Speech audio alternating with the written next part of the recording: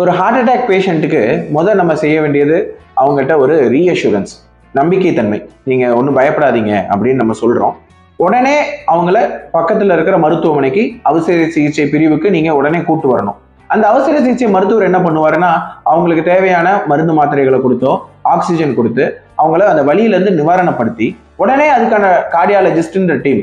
இப்ப நம்ம மருத்துவமனையில, வடமலையான் மருத்துவமனையில 24 மணி நேரம் செயல்படக்கூடிய கேத் லேப் ஃபெசிலிட்டி இருக்கிற ஒரு மருத்துவமனை. இங்க உடனே நாங்க ஆன்ஜியோ டெஸ்ட் பண்ணி அதுக்கு தேவையான ஸ்டென்ட் வைக்கிறதெல்லாம் பண்றோம்.